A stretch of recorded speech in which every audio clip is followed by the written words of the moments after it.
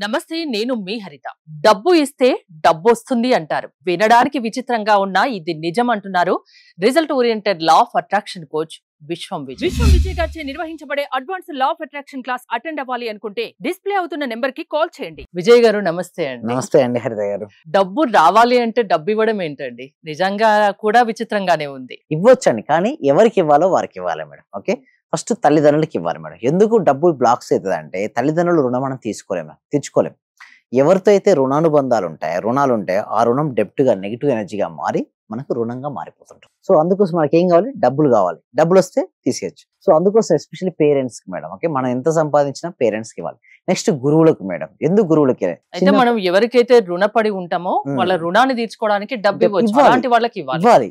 అయితే అలాంటి వారికి ఇస్తే మనకు విపరీతంగా ధనయోగం కలుగుతుంది మేడం. గురువులకు కంపల్సరీ గురువులకు అనేది ఇవ్వాల్సి ఉంటుంది. మనకి ఎంత సంపాదిస్తాం మీ ఇష్టం, మీ స్తోమత ఎంత ఉందో అంతవరకు ఇవ్వచ్చు. ఎందుకంటే చిన్నప్పటి నుంచి ఇప్పటివరకు ఎంతో మంది మనకు హెల్ప్ చేస్తుంటారు. విద్యా బుద్ధులు నేర్పించి మనం ఈ రోజు ఈ స్థాయిలో ఉన్నామంటే వారే కారణం. సో వారికి ఇవ్వాలని నేను అంటాను. నెక్స్ట్ ఇంకొకరి కదా ఆవు అండి. ఆవు యొక్క రుణం మనం తెచ్చుకోలేము. మానవాళికి ఫస్ట్ ఇప్పుడు చూస్తే మానవ జాతికి ఫస్ట్ హెల్ప్ చేసింది ఎవరు చెప్పిన? Mother milk ఇస్తుంటుంది. ఓకే, శిశువుకు. ఆ మదర్కి ఎలా వస్తాయి మిల్క్? ఆవు వల్లనే కదా. సో అందుకోసమే ఆవుకు దానం అనేది చేస్తూ ఉండాలి. అంటే మనీ అనేది మనం ఎక్కడ పెడుతున్నాం, that is the most important. ఎప్పుడైతే మనం పెడుతుంటామో మనకు వస్తుంది మేడం. డిఫరెంట్ మన తల్లిదండ్రులు కావచ్చు, గురువులకు కావచ్చు, ఆవు కావచ్చు, సమాజం. ఇక్కడ అనాథాశ్రమం, వృద్ధాశ్రమాలు ఉంటాయి మేడం. అక్కడ చాలా మంది వెయిట్ చేస్తుంటారు. అలాంటప్పుడు మీరు అక్కడికి వెళ్ళిన తర్వాత మీ చేత్తో ఏదైనా ఓకే అన్నదానం కానీ లేదా మీరు తీసుకెళ్ళిన క్లోత్స్ కానీ వారికి స్వయంగా మీరు ఇవ్వగలిగితే వారి కళల్లో మీరు ఏం చూస్తారు మేడం? ఆనందం. మీరు ఏది ఇస్తే నేనేమంటారు అది వస్తుంది అంటారు. మీరు అక్కడ డబ్బు ఇచ్చారు కదా, మీకు డబ్బు చూడండి వివిధ మార్గాల్లో మీకు వచ్చేస్తుంది. నెక్స్ట్ ఇంకొకటి సెల్ఫ్ ఇన్వెస్ట్మెంట్. నేనేమంటాను, లాస్ట్కు మీరు డబ్బులు ఇవ్వాల్సింది ఎవరు? మీకు మీరు ఇచ్చుకోవాలి. ఏంటి మనం ఇచ్చుకోవాలి? ఎస్ అండి, మీ స్కిల్స్ని అప్డేట్ చేసుకోవాలి, నాలెడ్జ్ని అప్డేట్ చేసుకోవడం కోసం, మీ గ్రోత్ కోసం మీరు మనీ ఇవ్వాలి. చాలా మంది ఏంటంటే నిజంగా మనకు నిజమండి, ఒక డాక్టర్ కావాలన్నా ఒక ఇంజనీర్ కావాలన్నా తన పట్ల తను ఇన్వెస్ట్మెంట్ చేసుకుంటారు. ఎప్పుడైతే చేసుకుంటారో వాళ్ళకు డాక్టర్ అయిన తర్వాత ఎంతగానో మనీ సంపాదించుకుంటారు. సో ఇవేమంటారంటే ఏదైతే మనకు కావాలో అది ఇమ్మంటారు. డబ్బు కావాల్సితే డబ్బుని ఇవ్వాలి. అందుకు కూడా రెస్పెక్ట్ కావాలి మేడం. ఎవరైనా సరే రెస్పెక్ట్ కావాలన్నప్పుడు ఈ అడ్రస్ ఎక్కడ ఉంది సార్ అంటే వాళ్ళు ఎక్కడ ఉంటే ఇక్కడ ఉంది సార్ అంటారు. అంటే మనం సార్ అని పిలిచినప్పుడు ఆటోమేటిక్గా ఇంకో నుంచి సార్ అనే పదం వచ్చింది.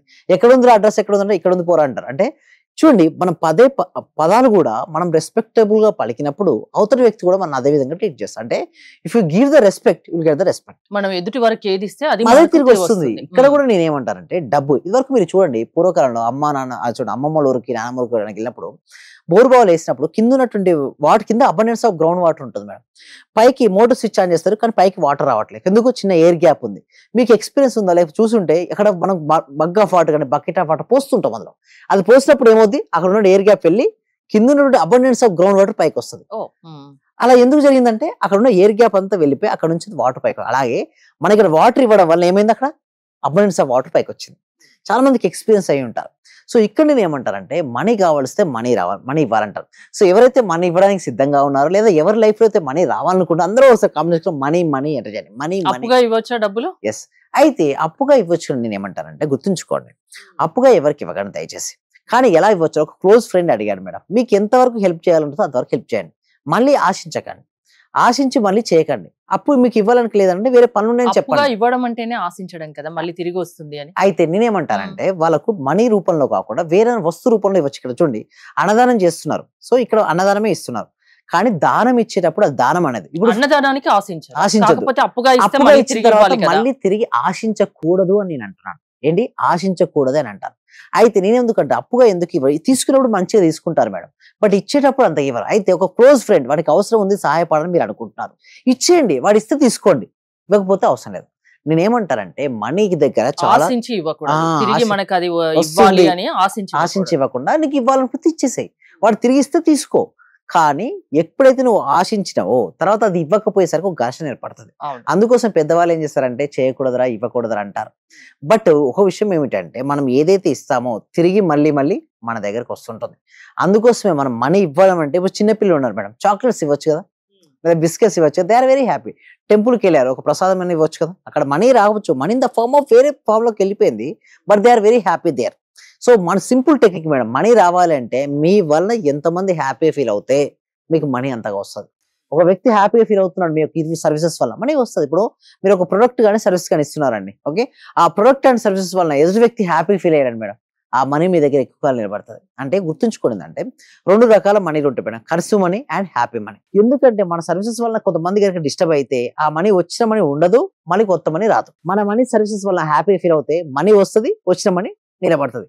హ్యాపీ మనీ అంటే అందుకోసం ఏమంటారు, గివ్ మోర్ వాల్యూ అంటారు. అంటే మీరు ఎంతైతే తీసుకుంటారో దానికి ఎక్కువ ఇవ్వండి, అడిషన్ ఆఫ్ ద వాల్యూ ఇవ్వండి. సో కస్టమర్స్ లేదా క్లయింట్స్ ఎంత హ్యాపీ ఫీల్ అవుతే మళ్ళీ మళ్ళీ రిపీట్ అవుతారు. సో ఇక్కడ మనీ రిలేషన్షిప్స్ చూడండి, రిలేషన్షిప్స్ కూడా స్ట్రెంత్ గా ఉండాలి. మనీ రావాలి అంటే మీ రిలేషన్షిప్స్ మనీతో ఎలా ఉన్నాయి, హ్యాపీగా పాజిటివ్ గా ఉంటే మనీ ఫ్లో అవుతుంది. లేదనుకోండి రాదు. సార్ మనీతో రిలేషన్షిప్స్ ఎలా పెంచుకోవాలంటే మనీతో మాట్లాడొచ్చు మేడం, అర్థగండి, మనీతో మాట్లాడొచ్చు. మీరు తీసుకొని మనీని తీసుకొని కంటిన్యూస్ చూడండి, ఫోన్ లో అందరితో మాట్లాడుతుంటారు కానీ మనీతో మాట్లాడరు. బట్ ఎప్పుడైతే మనీతో వారు మాట్లాడడం స్టార్ట్ చేస్తారు, మనీతో మాట్లాడడం ఎలా, Yes, thanks, sir. మాట్లాడరు అంటున్నారు, ఎలా ఎలా మాట్లాడంటే సపోజ్ ఒక ఫ్రెండ్ తో మీరు ఎలా మాట్లాడతారు మేడం, అలాంటి విషయాలు జస్ట్ మనీని తీసుకొని చేతిలో అది మాట్లాడకపోవచ్చు ప్రెసెంట్, బట్ నీ రిలేషన్షిప్స్ పెరుగుతాయి. ఎందుకంటే మనీని అనగానే చాలా మంది ఏం చేస్తారు, ఒక అంటే ఏం మాట్లాడాలి, ఎలా మాట్లాడాలి, ఉదయం నుంచి సాయంత్రం వరకు ఫోన్ లో చేసి మీ మదర్ తో గానీ మీ సిస్టర్ తో గానీ ఏమేమి మాట్లాడతారు అది మాట్లాడచ్చు. అంటే నేను లేసాను, thank you so much money, నీ వల్ల చాలా హెల్ప్ అయినాయి. మనీ వల్ల మీకు ఏదైతే బెనిఫిట్స్ చాలా ఉంటాయి కదా మేడం, మనీ వల్ల చాలా బెనిఫిట్ అయ్యాయి. మీరు అక్కడ నుంచి ఇక్కడికి వచ్చారంటే మనీ వల్లనే. మనీని తీసుకోవడం వల్ల మీ ఇంట్లోకి చాలా చాలా వస్తువులు వచ్చి ఉంటాయి. సో ఈ రోజు మనీ రావడం వల్ల మీకు ఏమేమి బెనిఫిట్స్ జరిగినాయి, అంటే లాస్ట్ మంత్ లో ఏమేమి బెనిఫిట్స్ జరిగినాయి, లాస్ట్ ఇయర్ లో మీకు మనీ రావడం వల్ల ఏమేమి బెనిఫిట్స్ జరిగినాయి, ఎప్పుడైతే వాటి గురించి మనం ఆలోచిస్తుంటామో వస్తుంటాయి రిజల్ట్స్. ఇక్కడ మనం చూసినట్టయితే మీ దృష్టి మన నుంచి దేని కూడా అనిపిస్తుంది. చాలా మందికి ఎందుకు మనీ రాదంటే వాళ్ళ గోల్ మనీ అనుకుంటారు మేడం, బట్ డిఫరెంట్ లాగుతుంటాయి. పర్పస్ సేక్ జరగచ్చు, నెట్ఫ్లిక్స్, ఓకే, మూవీస్, లేకపోతే జంక్ ఫుడ్ కావచ్చు, సొసైటీ కావచ్చు, మొబైల్ అడిక్షన్ కావచ్చు, ఇలా రకరకాలు లాగుతుంటాయి. ఎన్ని లాగినా మీ మనసును మాత్రం అటువైపు కాకుండా మీ లక్ష్యంపై పెట్టినప్పుడు మాత్రం చూడండి. ఇక్కడ ఇంకొకటి చూసినట్టయితే సరైన నిర్ణయం తీసుకోవడంతోనే శక్తి ఉందండి. చూడండి చాలా ఉన్నాయి. The real power is having all the options but choosing the right one. First ఏమంటారంటే ఒక పేపర్ తీసుకోండి, ఆ పేపర్ మీద ఎన్ని ఆపర్చునిటీ అన్ని రాయండి, కానీ సరైన నిర్ణయం తీసుకోండి. సరైన నిర్ణయం తీసుకుంటే లైఫ్ సరిగ్గా ఉంటుంది. సరైన నిర్ణయం తీసుకోవాలి అంటే ఎలా ఉండాలి, మైండ్ ఎలా ఉండాలి, మనసు మన ఆధీనంలో ఎలా ఉండాలి, దాన్ని ఎలా మార్చుకోవాలి. దీనికోసం ఏం చేస్తున్నాం అంటే ప్రాక్టీస్ కనెక్ట్ చేయడం జరుగుతుందండి. ఈ క్లాసెస్ కి ఎన్రోల్ చేసుకోవాలంటే కామెంట్ సెక్షన్ లో డిస్ప్లే అవుతున్న నెంబర్ కాల్ చేయొచ్చు, లేదా కామెంట్ సెక్షన్ లో గూగుల్ ఫామ్ ఫిల్అప్ చేయొచ్చు.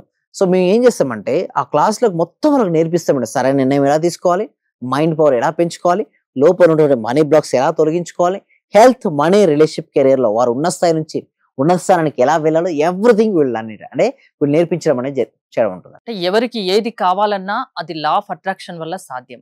మీ క్లాసెస్ అటెండ్ అవుతే ఆ సక్సెస్ మీరు చూపిస్తారు.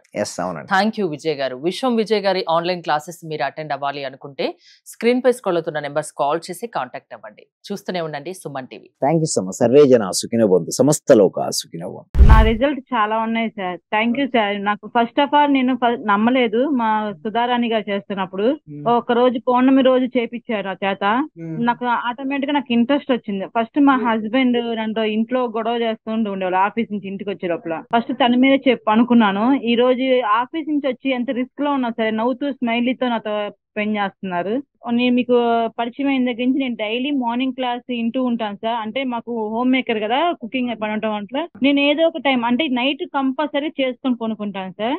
అట్లా టైంలో నేను నా గోల్డ్ అనేది బ్యాంక్ లో ఉంటే ఆ గోల్డ్ బయటకు వచ్చింది సార్. వచ్చింది, హ్యాపీగా ఉంది సార్. నా కారు ఫైనాన్స్ లో ఉంటే అది గొడవలు అయ్యి ఇష్యూ లాక్కెళ్ళారు. అది మళ్ళీ తిరిగి వాళ్ళే తీసుకొచ్చి నాకు ఇచ్చేలేరు సార్ నా కారు.